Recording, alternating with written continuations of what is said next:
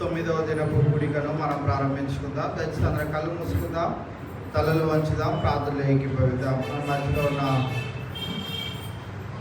ప్రసన్న ముందుకు వచ్చి ప్రారంభ ప్రార్థన చేయవలసిందిగా మనం చేస్తాం.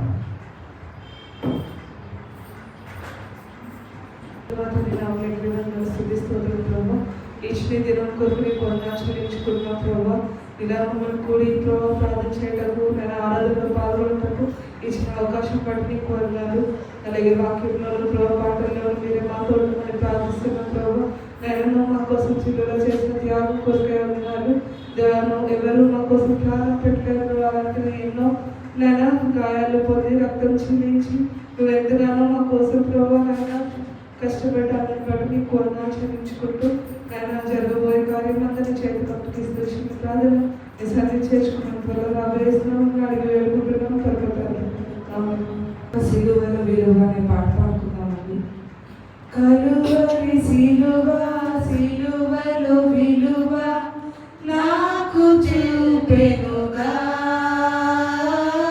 కలుషము బాపిన కరులను చూపి నాకు తెలిపెనుగా. అజేయుడా విజేయుడా సజీవుడా సంపూర్ణుడా, అజేయుడా విజేయుడా సజీవుడా సంపూర్ణుడా, కలువరి సిలువ సిలువలో విలువ నాకు చూపెనుగా, కలుషము బాపి కరుణను చూపి నాకు తెలిపెనుగా. కష్టాలలోన నష్టాలలోన నన్నాదుకున్నావయ్యా, వ్యాధులలోన బాధలలోన కన్నీరు తుడిచావయ్యా, కష్టాలలోన నష్టాలలోన నన్నాదుకున్నావయ్యా, వ్యాధులలోన బాధలలోన కన్నీరు తుడిచావయ్యా,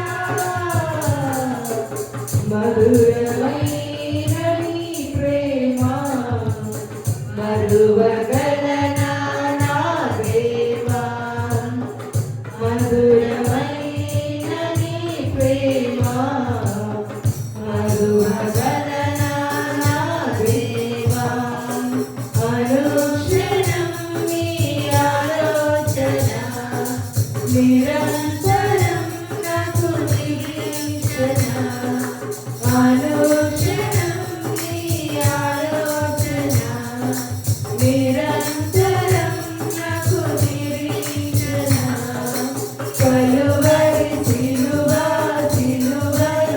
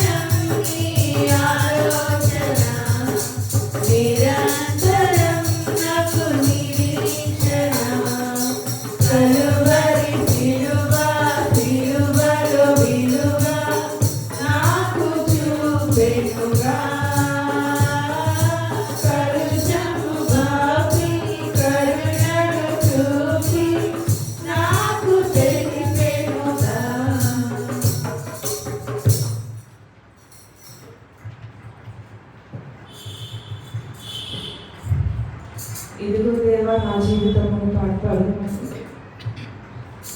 ఇదిగో దేవా నా జీవితం ఆపాదమస్తకం నీకంకితం. ఇదిగో దేవా నా జీవితం ఆపాదమస్తకం నీకంకితం. శరణం నీ చరణం, శరణం నీ శరణం, శరణం నీ చరణం, శరణం నీ చరణం. ఇదిగో దేవా నా జీవితం ఆపాదమస్తకం నీకంకితం. పలుమార్లువై తొలగినాను, పరలోక దర్శనము నుండి. విలువైన నీ దివ్య పిలుపుకు తగినట్లు జీవించనైతి. పలుమార్లువై తొలగినాను, పరలోక దర్శనము నుండి. విలువైన నీ దివ్య పిలుపుకు తగినట్లు జీవించనైతి. అయినా నీ ప్రేమతో నన్ను దరిచేసినావు, అందుకే కైకొనుము దేవా ఈ నా శేష జీవితం. ఇదిగో దేవా నా జీవితం ఆపాదమస్తకం నీకంకితం. ఇదిగో దేవా నా జీవితం ఆపాదమస్తకం నీకంకితం. నీ పాదముల చెంత చేరి నీ చిత్తంబు నేనెరుగా నేర్పు. నీ హృదయ భారంబు నొసగి ప్రార్థించి పనిచేయ నేర్పు. నీ పాదముల చెంత చేరి నీ చిత్తంబు నేనెరుగా నేర్పు. నీ హృదయ భారంబు నొసగి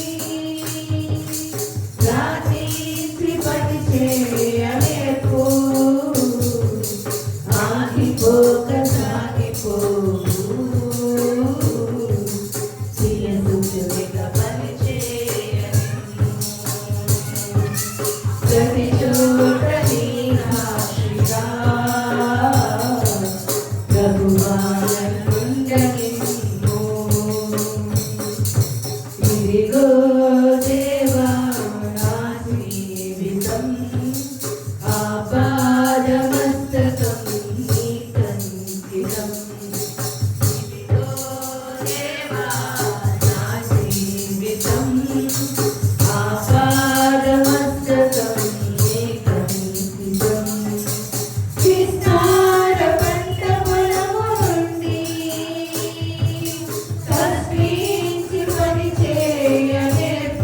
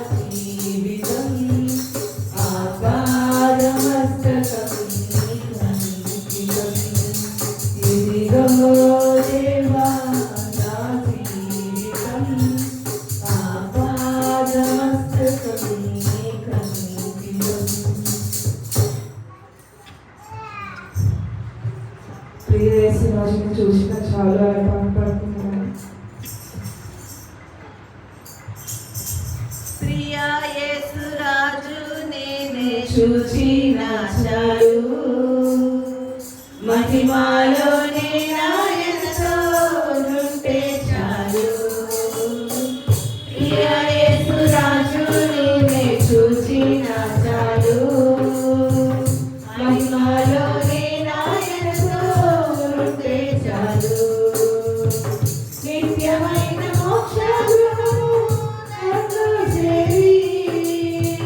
నిత్యమైన మోక్ష గృహము నన్ను చేరి పరిశుద్ధ గుంపులు హర్షించిన మేలు పరిశుద్ధ గుంపులు హర్షించిన ప్రియా యేసు రాజు నేనే చూసిన చాలు మహిమాలోనే నాయనతో ఉంటే చాలు యేసుని రక్తమందు కడగబడి వాక్యం చే నిత్యం పరచబడి యేసుని రక్తమందు కడగబడి వాక్యం చే నిత్యం పరచబడి నిష్కలంక పరిశుద్ధుడా నిష్కలంక పరిశుద్ధుడా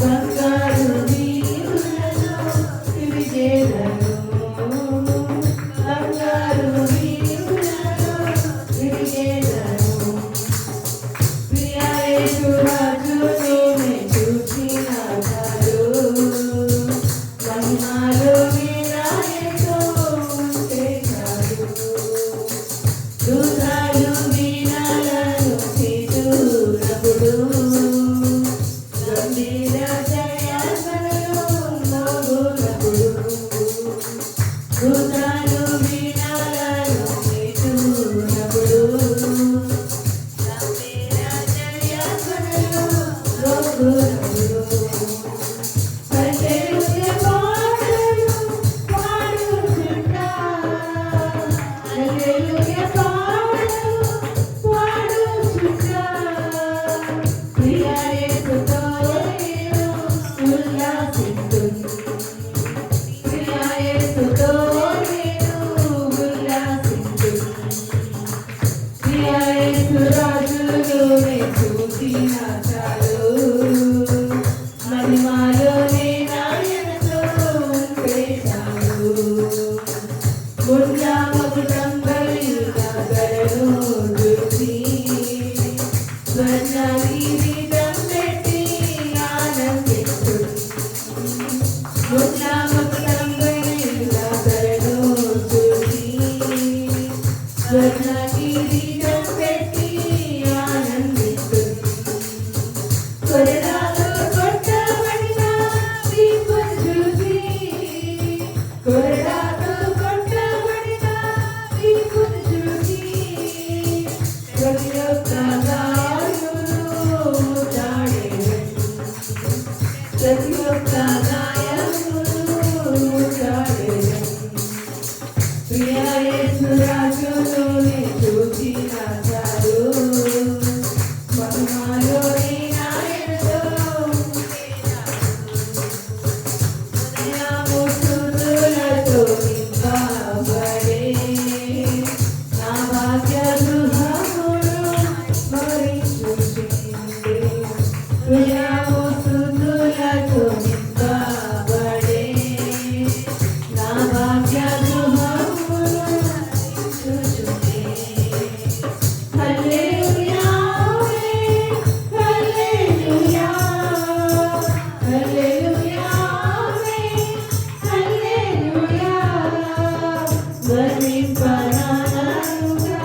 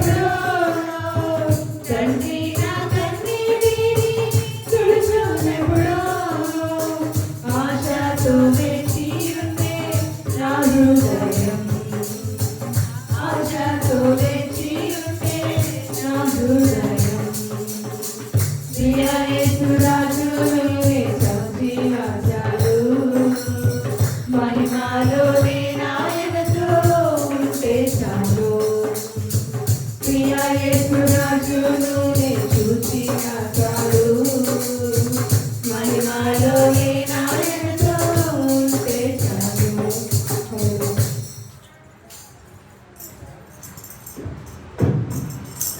పాటలు పాడి దేవుని ఇంటి వచ్చిన బిడ్డలకు ప్రత్యేకమైన వందనాలు తెలియజేసుకుంటూ ఈ సమయంలో ఎవరైనా ప్రత్యేకమైన పాట పాడాలని ఆశపడినట్లయితే వారికి సమయాన్ని అందజేస్తా ఉన్నాం. సద్వినియోగం చేసుకోవాల్సిందిగా మనం చేస్తాం.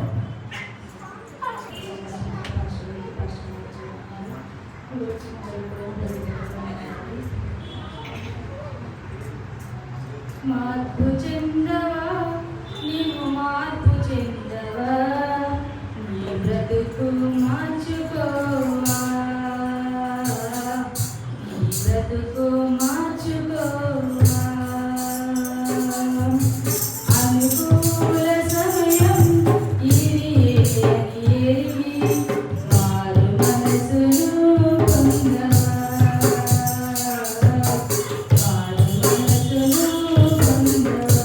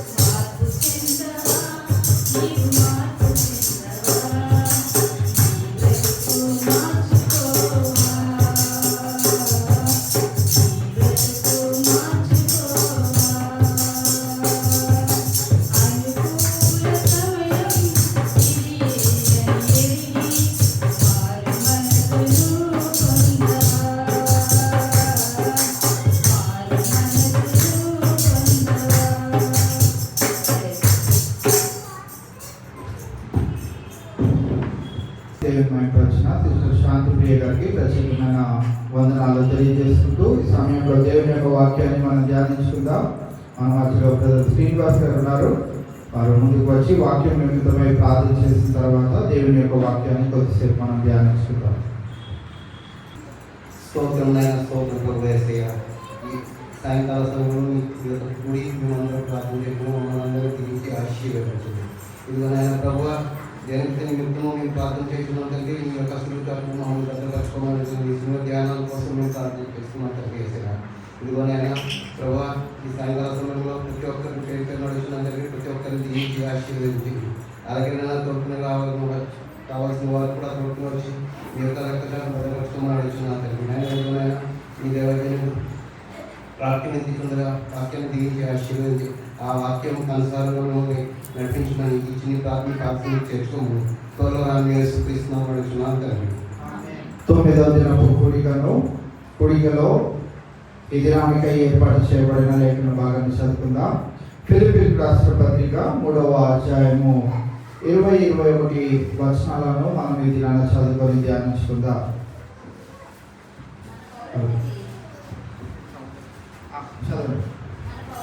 మన పౌరస్థితి పరలోకమందున్నది.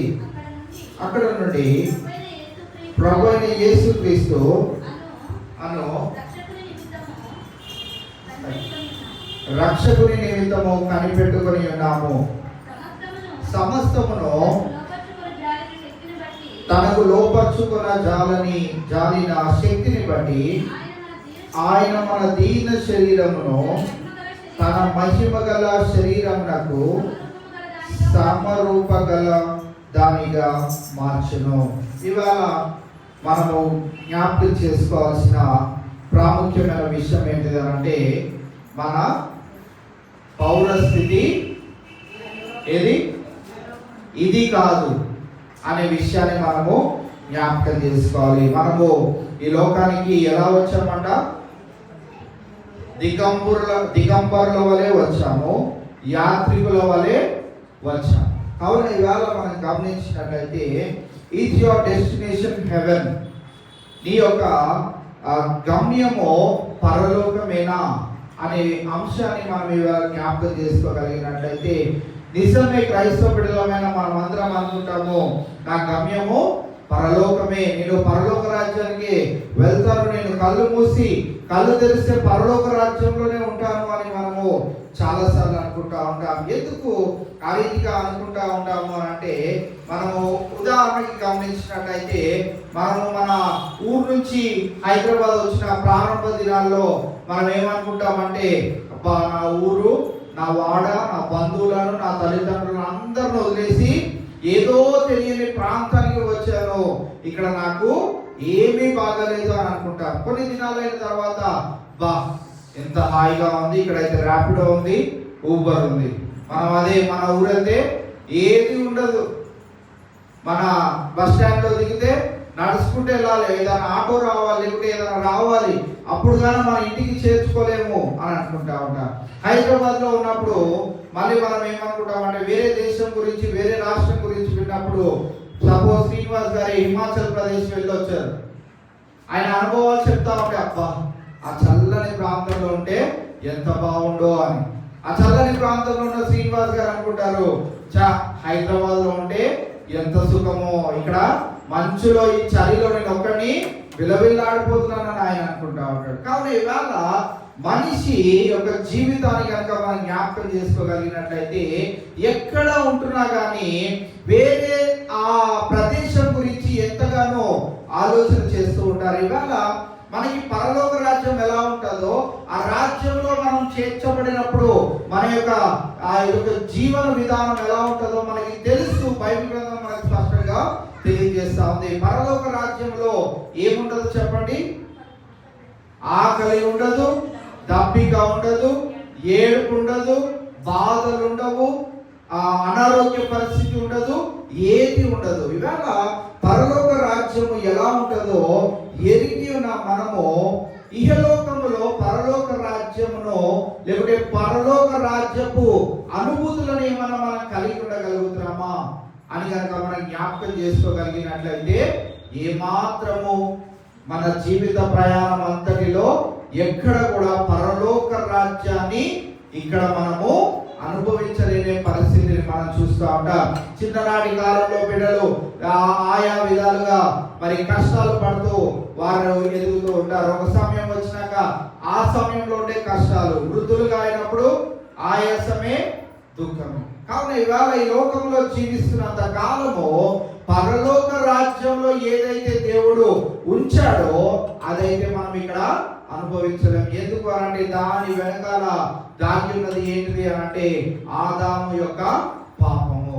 ఆదాము చేసిన ఆ యొక్క అతిక్రమం వలన ప్రతి మానవాళి జీవితంలో ఎదుర్కోవలసిన ఆ యొక్క శిక్షణ గురించి మనము ఈ యొక్క దేశంలో లేకుంటే ఈ యొక్క భూమిలో నివసించినంత కాలము మనం ఏదో ఒక విధమైనటువంటి బాధను అనుభవిస్తూ దేవునిచ్చే పరీక్షలను పొందుకుంటూ ముందుకు వెళ్తా ఉంటాం. పరిశుద్ధ గ్రంథంలో కూడా మనం జ్ఞాపకం చేసుకోగలిగినట్లయితే రూతు భర్త పేరేంటి చెప్పండి?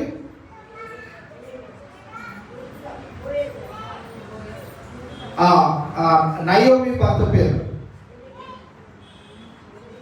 రూతు గ్రంథంలోనికి వెళ్దాం. 1వ అధ్యాయము మొదటి 2 వచనాలు కనుక మనం గమనించినట్లయితే రూతు భర్త పేరు అక్కడ ఉంటది. చదువుదాం.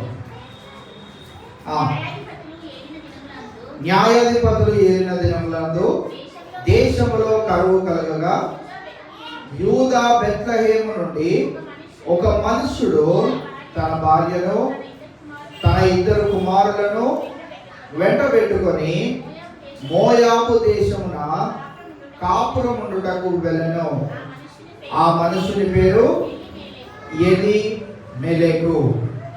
నయోమి వాళ్ళ భర్త పేరు ఏంటండి? ఎలీమెలెకు.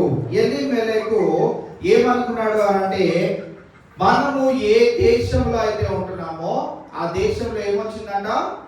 కరువు వచ్చింది. ఫెమైన్ కరువు వచ్చిన ఆ యొక్క సమయంలో వారు యూదా బెత్లెహేమును విడిచిపెట్టి ఎక్కడికి వెళ్ళారు? మోయాబు దేశంలోనికి వారు వెళ్ళడం మనం చూస్తా ఉన్నాం. మోయాబు దేశంలోనికి వెళ్ళినంత మాత్రాన వారి జీవితాలు ఏమైనా బాగుపడ్డాయా అంటే ఈ ఎలీమెలెకు చనిపోయాడు. ఎలీమెలెకుకి 2 కుమారులు వారి వివాహాలైనాయి.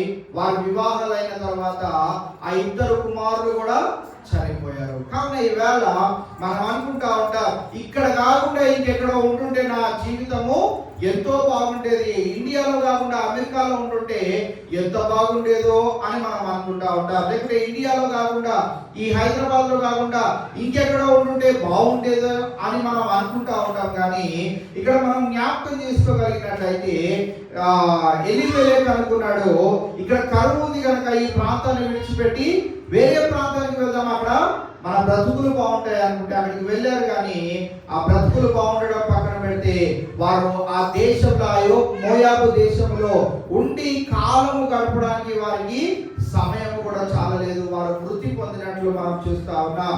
నేను ఈ దినాన మనము కూడా జ్ఞాపకం చేసుకోవాల్సిన ప్రాముఖ్యమైన విషయం ఏంటిది అంటే మనం ఎంతకాలం ఈ కింద లోకాన్ని మనం చూసేవారిగా ఉన్నంత వరకు ఆ పరలోక రాజ్యం ఎంత అద్భుతంగా ఉంటుందో, ఆ రాజ్యంలోకి చేరడానికి నేను ఎంత కష్టపడాలో ఆ విషయాన్ని మనం ఎంతసేపు జ్ఞాపకమునకు తెచ్చుకోలేము. కావున ఇవాళ మనం జ్ఞాపకం చేసుకోగలిగినట్లయితే మరి ఈ ఎలీమెలెకు అనుకున్నాడు ఈ బెత్లెహేములో ఉండే కంటే మోయాబుకు వెళ్తే బెటర్ అని. మోయాబుకు వెళ్ళాడు, అక్కడ తన జీవితాన్ని గడపలేకపోయాడు. తన కుమారులు కూడా త్వరలోనే వారు కూడా మృతి పొందడానికి కింద 5-6 వచనాల్లో మనం చూస్తూ ఉంటాం. కావున ఇవాళ నాశనమైన కలలు కన్నాడు ఎలీమెలెకు. అయితే జీవమునిచ్చే కలలను నేటి క్రైస్తవ బిడ్డలమైన మనము కనవలసిన వారమై ఉంటా ఉన్నాం. ఒకసారి జీవమైన కళల గురించి మనం జ్ఞాపకం చేసుకోగలిగినట్లయితే హెబ్రీయులకు రాసిన పత్రిక 11వ అధ్యాయము 13వ వచనాన్ని మనం చూసినట్లయితే హెబ్రీయులకు రాసిన పత్రిక 11వ అధ్యాయము 13వ వచనం, వీరందరూ అనగా పైన 5వ వచనం మొదలుకొని చాలా మందిని మనం చూస్తూ ఉంటాం. ఆ ప్రజలందరూ ఇంచుమించు 11వ వచనం ప్రారంభం నుంచి విశ్వాసమునకు కర్తలైనటువంటి వారందరూ అనగా 5వ వచనంలో హానోకు, 7వ వచనంలో నోవాహు, దాని తర్వాత 8వ వచనంలో అబ్రహాము, 9వ వచనంలో ఇస్సాకు, యాకోబు, 10వ వచనంలో మళ్ళీ అబ్రహాము, షారాయిని చూస్తూ ఉంటాం. అలా వారందరినీ ఈ యొక్క 11వ అధ్యాయం అంతటిలో విశ్వాసములో ఎదిగిన వారందరినీ మనం అక్కడ చూస్తూ ఉంటాం. వారందరూ అనే మాటని ఇక్కడ రాస్తా ఉన్నాడు 11వ వచనంలో. వీరందరూ అనగా విశ్వాసములో ఎదిగి మృతి పొందిన వారందరూ, వీరందరూ ఆ వాగ్దానముల ఫలము అనుభవింపక పోయినను దూరము నుండి చూచి వందనము చేసి తాము భూమి మీద పరదేశులమును యాత్రికులమై ఉన్నామని ఒప్పుకొని విశ్వాసము గలవారై మృతి నొందిరి. వాగ్దానము అంటే యేసుక్రీస్తు ప్రభువు ఒక మెస్సయ్య మీ కొరకు రానే ఉన్నాడు. ఆయన మిమ్మల్ని అందరినీ మీ పాపాలను క్షమించి పరలోక రాజ్యానికి చేరుస్తాడు అనే మాట వీరందరూ దానిని రుచి చూడలేదు కానీ, ఆ వాగ్దానాన్ని వారు అనుభవించలేదు కానీ, వారందరూ ఏం చేశారంట? దూరం నుండి చూచి వందనము చేసి తాము భూమి మీద పరదేశులమును యాత్రికులమునై ఉన్నామని ఒప్పుకొని, మనం ఇక్కడ వారము కాదు, ఇక్కడ సంపాదించిన వారము కాదని వారందరూ ఒప్పుకొని విశ్వాసము గలవారై ఏమయ్యారంట? మృతి పొంది ఉన్నారు. వీరందరినీ మనం ఒకానొక దినాన ఖచ్చితంగా కలుసుకొని ఉన్నాం. ఎందుకంటే వారు విశ్వాసులుగా జీవించి వారు మృతి పొందినట్లు మనం చూస్తా ఉన్నాం. సో మనము జీవము కలిగిన కళలను ఈ వీరు కన్నట్లుగా మనము చూడగలుగుతా ఉన్నాం. యోహాను సువార్త 14వ అధ్యాయము 1-2 వచనాల్లో యేసుక్రీస్తు ప్రభువారు శిష్యులకు ఇచ్చిన వాగ్దానాన్ని మనం జ్ఞాపకం చేసుకుందాం. మీ హృదయమును కలవరపడనీయకుడి, దేవుని యందు విశ్వాసం ఉంచుచున్నారు, నా యందును విశ్వాసం ఉంచుడి. నా తండ్రి ఇంట అనేక నివాస స్థలములు కలవు, లేని ఎడల మీతో చెప్పుదును, మీకు స్థలము సిద్ధపరచ వెళ్ళుచున్నాను. శిష్యులతో యేసుక్రీస్తు ప్రభువారు చెప్పిన మాట, మీరు ఈ రాజ్యం గురించి ఏమాత్రమును కలవరపడనవసరం లేదు. ఎందుకంటే మీ గురించే నేను తండ్రి చెంతకు వెళ్తున్నాను. అక్కడ తండ్రి చెంత ఏమున్నాయంట? అనేక నివాస స్థలములు ఉన్నాయి. లేని ఎడల మళ్ళీ నేను వచ్చి మీ మధ్యన సంచరించినప్పుడు మీకు చెప్తాను. ఆయన నిన్నటి దినాన్ని మనం జ్ఞాపకం చేస్తున్నాం కదా, ఆయన 40 దినాలు వారి మధ్యన సంచరించినప్పుడు ఎప్పుడైనా చెప్పాడా అక్కడ నివాస స్థలములు లేవని? చెప్పాడా? చెప్పలేదు. ఆయన నివాస స్థలములు లేవని చెప్పలేదు అనంటే అక్కడ ఏమున్నాయి? నివసించడానికి అనేకమైన స్థలములు ఉన్నాయి. అయితే మీ నా తండ్రి ఇంట అనేక నివాస స్థలములు కలవు, లేని ఎడల మీతో చెప్పుదును, మీకు స్థలము సిద్ధపరచ వెళ్ళుచున్నాను. కావున ఈవేళ మనం గమనించగలిగినట్లయితే శిష్యులు ఆ మాట యందు నమ్మిక ఉంచారు, వారు కూడా పరలోక రాజ్యంలోనికి చేర్చబడడం మనం చూస్తా ఉన్నాం. ఏప్రిల్ రాసిన పత్రిక 11వ అధ్యాయం 16వ వచనాన్ని మనం చూసినట్లయితే దేవుని యొక్క వాగ్దానాన్ని మనం అక్కడ జ్ఞాపకం చేసుకోవచ్చా? అయితే వారు మరి శ్రేష్టమైన దేశమును అనగా పరలోక సంబంధమైన దేశము కోరుచున్నాను, అందుచేత తాను వారి దేవుడునని అనిపించుకొనుటకు దేవుడు వారిని గురించి సిగ్గుపడడు. ఏలయనగా ఆయన వారి కొరకు ఒక పట్టణము సిద్ధపరిచి ఉన్నాడు. విశ్వాసములో వారి జీవితాలను కొనసాగించి ఆ వాగ్దానములను అనుభవించకుండా ఉన్న వారందరికీ దేవుడు ఏం కలుగు చేస్తున్నాడంట?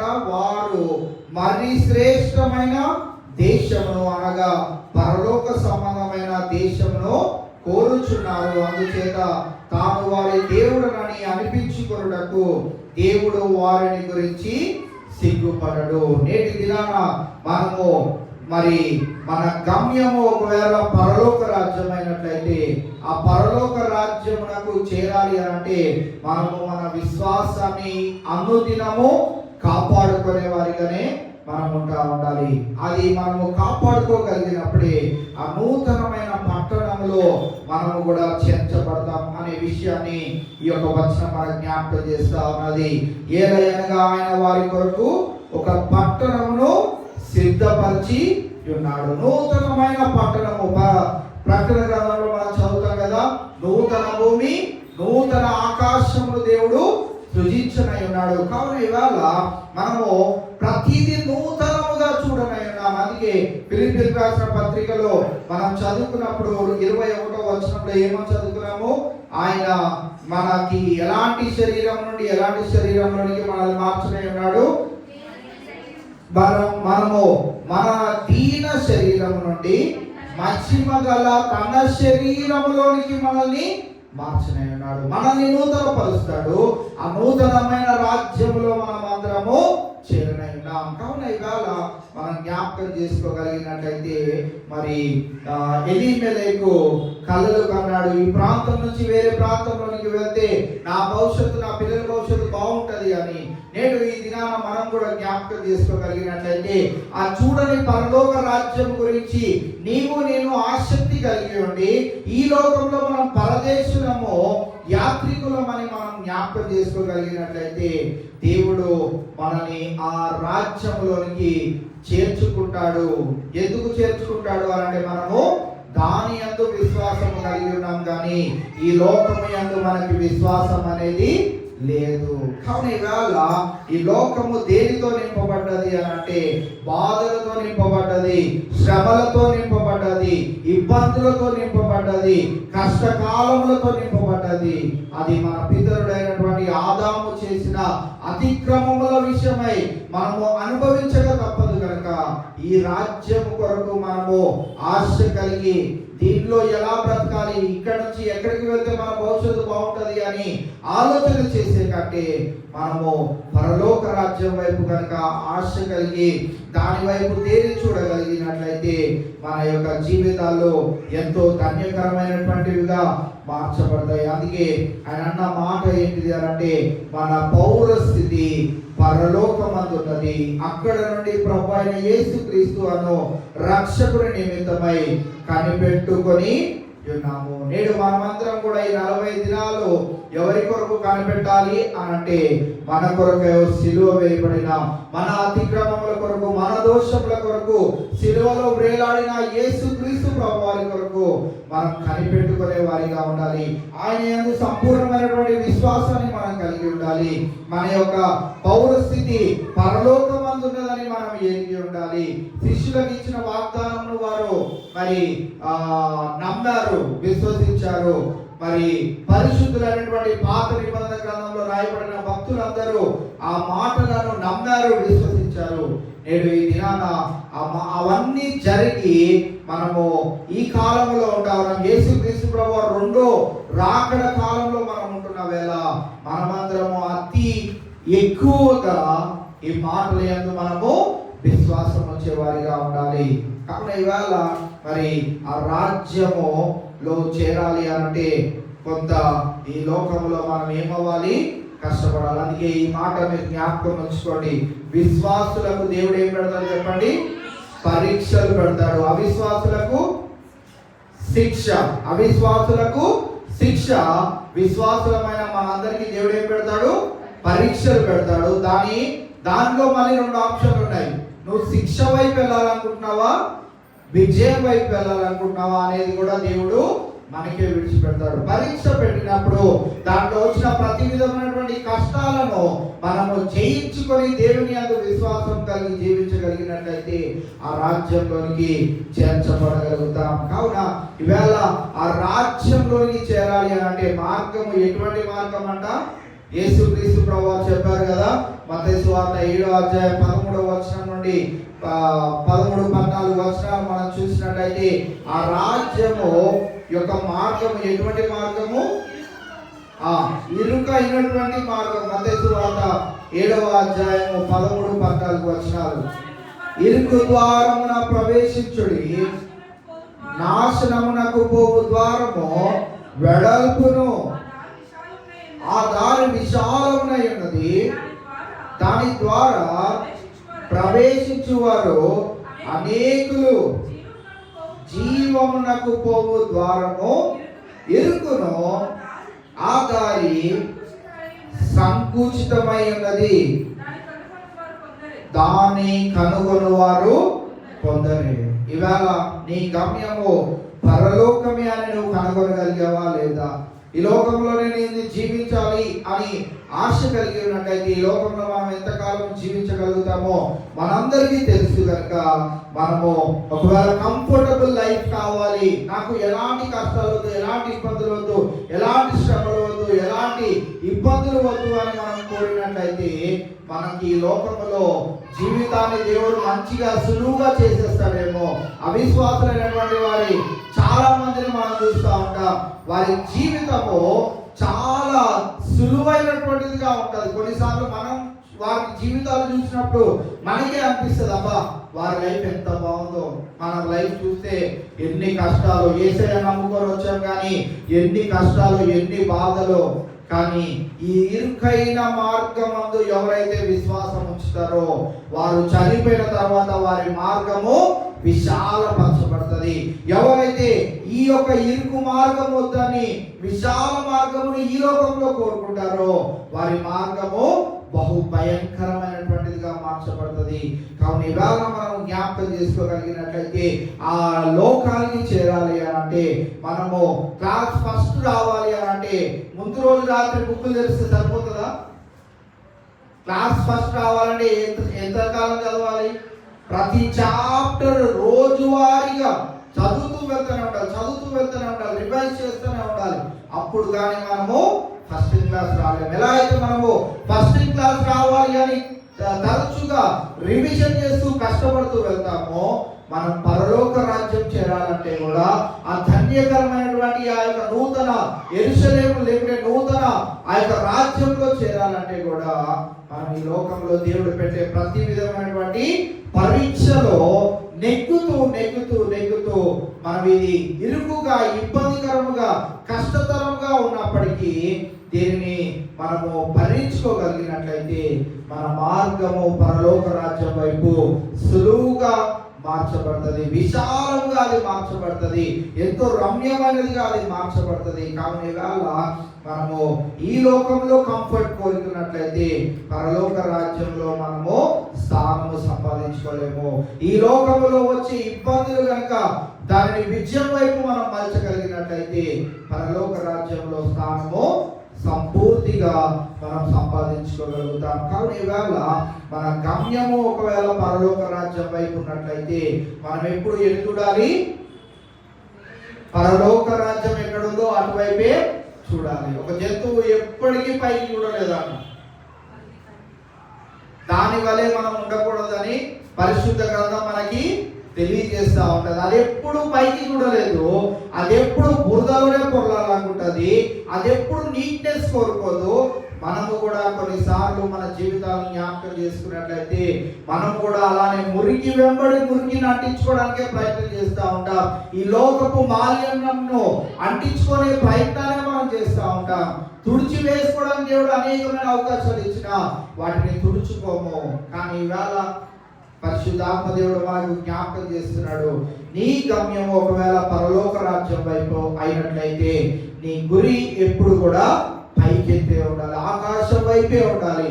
ఆకాశం వైపు, ఆ సింహాసనం మీద ఉన్న తండ్రి వైపు, ఆయన కుడి పార్శ్వన ఉన్న యేసుక్రీస్తు వైపు నీ యొక్క జీవన ప్రయాణము, నీ యొక్క విశ్వాస యాత్ర కొనసాగగలిగినట్లయితే ఈ లోకంలో బహు బలముగా ఉన్న, ఆరోగ్యంగా ఉన్న 70, 80, 100, 150 సంవత్సరాలు బ్రతుకుతామేమో కానీ ఎంతకాలం బ్రతికినా ఏదో ఒక దినాన ఈ లోకాన్ని మనం విడిచిపెట్టవలసిన వారమై ఉన్నాం. కావున ఈ లోకములో మనము ఎటువంటి వారం అంటే యాత్రికులము, పరదేశులము. ఈ లోకానికి సంబంధించిన వారు మనము కాము గనక పరలోక రాజ్యం వైపు మనం గురి కలిగిన వారమైతే ఈ లోకంలో వచ్చే ప్రతి విధమైనటువంటి ఇరుకు ఇబ్బందిని, దేవుడు నాకు పెడుతున్న పరీక్ష అని, దేవుడు నా విశ్వాసాన్ని పరీక్షిస్తున్నాడు అని మనమందరం విశ్వసించగలిగినట్లయితే ఆ పరలోక రాజ్యంలో స్థానము సంపాదించుకోగలుగుతాం. ఒకవేళ నాకు ఈ ఇబ్బందులు, ఇరుకులు, ఈ సమస్యలు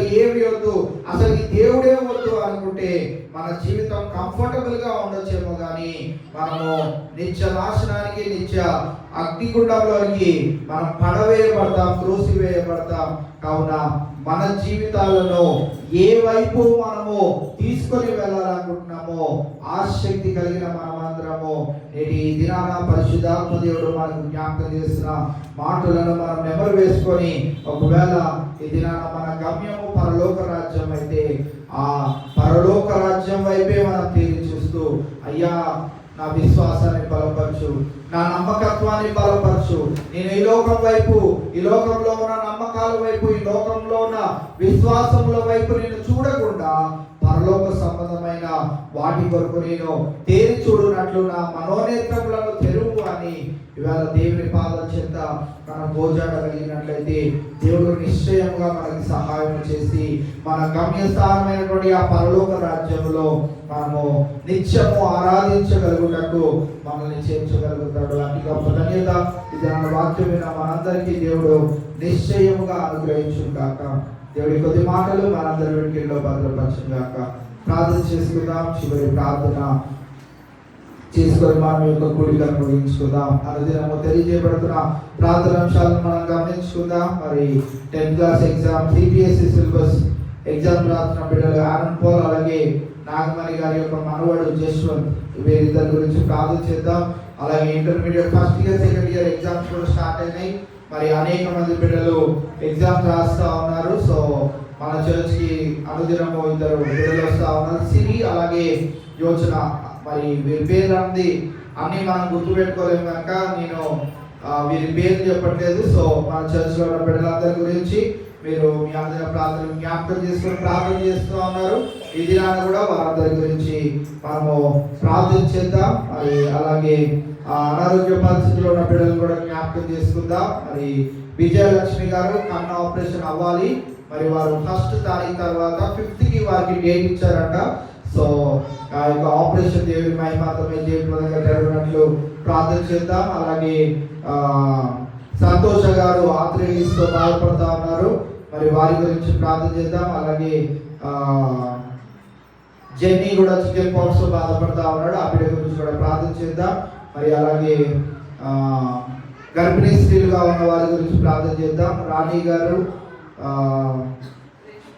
రేష్మ, అలాగే రుద్రమ్మ గారు, వీరి గురించి కూడా మనము ప్రార్థన చేద్దాం. అలాగే రేపటి దినాన ఉదయకాలము 6 గంటల నుంచి వచ్చే ఆదివారం అనగా మార్చి 1 ఉదయం 6 గంటల వరకు 24 గంటల వరకు గొలుసు ప్రార్థన చైన్ ప్రేయర్ మన మందిరంలో జరుగుతుంది కనుక మీ ప్రార్థన అంశాలు కూడా ఏమైనా ఉన్నట్లయితే ఇక్కడ డైరీ ఉంది, ఆ డైరీలో రాసి వెళ్ళవలసిందిగా మనం చేస్తాము. ఆల్మోస్ట్ అన్ని ప్రార్థన అంశాలు రాశారు. ఒకవేళ మీ ప్రార్థన అంశం ఏదైనా దేవుడు సఫలపరిచినట్లయితే దానికి 2 మార్క్స్ చేయండి.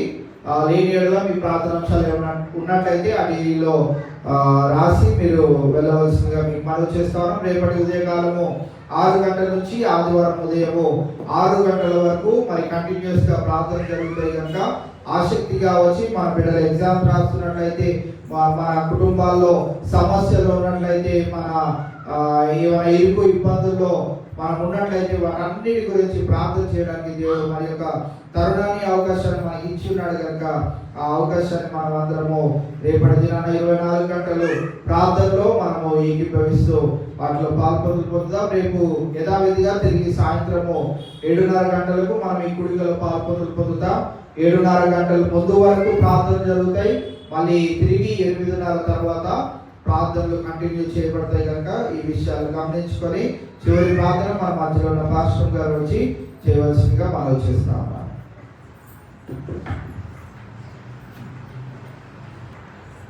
అలాగే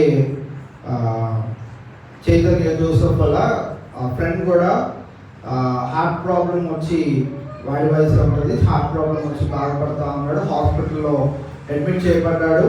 మరి అబ్బాయి పేరు ఆల్బిన్ సుధన్ సాదర్ జాబ్. సో ఆ అబ్బాయి గురించి కూడా మీ ప్రార్థనలు జ్ఞాపకం చేసుకోవాల్సిందిగా మనం చేస్తాము. ప్రార్థన. మహోన్నతుడా, మహాపరిశుద్ధుడా, నీ పరిశుద్ధ నామానికి వందనాలు, స్తోత్రాలు, స్తుతులు చెల్లిస్తున్నాం తండ్రి. ఈ దినం 9వ రోజున కూడా జ్ఞానాల దినం మాకు జయకరముగా జరిగించింది తండ్రి. నీకు వందనాలు. పాటలు పాటలకు మంచి స్వరాలను దయచేసి మేఘాలు నీకు వందనాలు చెల్లిస్తున్నాను. వాక్యాన్ని ఎంతో ప్రార్థన చేస్తున్నాను. పరిస్థితి పరలోకమందు ఉన్నది కనుక మేము పరలోకమున్న వాటి ఆశ పెట్టుకొని జీవించటకు నీకు దయచేయండి. మేము ఇక్కడ యాత్రికులుగా వచ్చినాము, పరదేశంలో ఉన్నాయన ప్రభా. ఈ యాత్ర ముగించుకొని ఒక దినాన నీ సన్నిధికి వచ్చే కాలంగా ఉండటకు ఈ దినాన్ని మేము సద్వినియోగం చేసుకున్నటకు మాకు నేర్పండి. ఆత్మ ప్రతి ఆత్మ విన్న వాక్యాన్ని అర్థం చేసుకుని దాని ప్రకారం జీవించటకు నీ కృప దయచేయడం ప్రార్థన చేస్తున్నాను. నేను ప్రార్థనాంశాలు చేసుకొని సిబిఎస్ఈ పరీక్షలు రాస్తున్నాం. పల్లి జ్ఞాపకం చేసుకుంటున్నాం. గత పరీక్షల్లో బాగా రాసినందుకు వందనాలు చెల్లిస్తూ ఇంకా 2 పరీక్షలు ఉన్నాయి ప్రభా. మా పరీక్షల్లో కూడా చక్కగా రాస్తూ నీవే సహాయం తెచ్చాము ప్రార్థన చేస్తున్నాం. అలాగే ఇప్పుడు ఫస్ట్ ఇయర్, సెకండ్ ఇయర్ నాన్న బిడ్డలు ఉన్నారు. వారు కూడా రాసిన పరీక్షలు మిత్రులట్లేదు వందనాలు, స్తోత్రాలు. పరీక్షల్లో కూడా నీవు చక్కగా రాయటకు వారి కృపను అందించండి. అందరి రాకపోకల్లో నీ కాపుదలకు భద్రత దయచేయడం ప్రార్థన చేస్తున్నాను.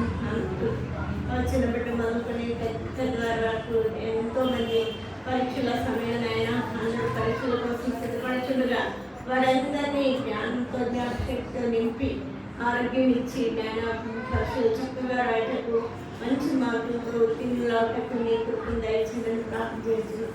అనారోగ్యంగా ఉన్న బిడ్డలను జ్ఞాపకం చేసుకుంటున్నాం నాయన ప్రభా. చైతన్య ఫ్రెండ్ జాయిన్తో ప్రార్థన చేస్తున్నాము. హార్ట్ ప్రాబ్లమ్స్తో హాస్పిటల్లో అడ్మిట్ అయ్యేటట్టుగా నాయన ముట్టి స్వస్థపరిచి లేదంటే ప్రభా ఆ బిడ్డ పరీక్షలు చక్కగా ఆరోగ్యం బలాన్ని శక్తిని దయచేయడం ప్రార్థన చేస్తున్నాం. అలాగే సంతోషం జ్ఞాపకం చేసుకుంటాను. పిల్లలు ఎంతో బయటపడుతుందిగా ఆరోగ్యం దయచేయండి, నెమ్మది దయచేయండి ప్రార్థన చేస్తున్నాను. 7 నెలల బాబు కిడ్నీ ఆపరేషన్ జరిగింది. ఆ బిడ్డను కూడా స్వస్థ వందనాలు చెల్లిస్తున్నాను. ఇంకా జరుగుతున్న ట్రీట్మెంట్ అంతట్లో సంపూర్ణ స్వస్థతను దయచేయమని ప్రార్థన చేస్తున్నాను. అలాగే ఇంకా ఎవరైతే అనారోగ్యంతో ఇబ్బందులతో సమస్యలతో బాధపడుతున్నారో వారందరి సమస్యలు తీర్చి మీరేమే పొందాలని ప్రార్థన చేస్తున్నాను. గర్భిణీ స్త్రీలు జ్ఞాపకం చేసుకుంటున్నాం నాయన. వారి నామాసాలు మీకు అవతల భద్రత దయచేయండి. తగిన సమయంలో సుఖాలను చక్కనైన ఆరోగ్యకరమైన బిడ్డలు దయచేయండి. నాయన సంఘంలో దయచేసిన బిడ్డలతో లేని వందనాలు, స్తోత్రాలు చెల్లిస్తున్నాను. ఇంకా మేము మర్చిపోయింటే దయతో క్షమించి రేపటి చైన్ ప్రేయర్లో మేము అనేకుల కోసం అనేక అంశాల కోసం ప్రార్థించే ఆత్మను మాకు దయచేసి నీవే మహిమ ఘనత పొందమని నా ప్రభువును రక్షకుడైన యేసు పరిశుద్ధ నామంలో వేడుకుంటున్నాం తండ్రి. ఆమేన్.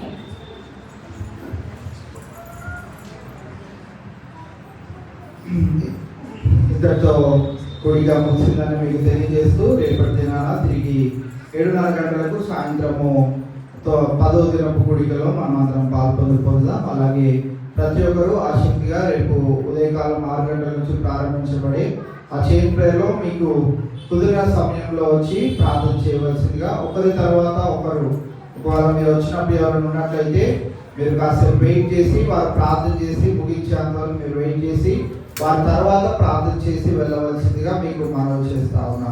ఏమైనా ప్రార్థనాంశాలు ఉన్నట్లయితే వాటికి కూడా రాసి మీరు వెళ్ళవలసిందిగా మనవి. Thank you.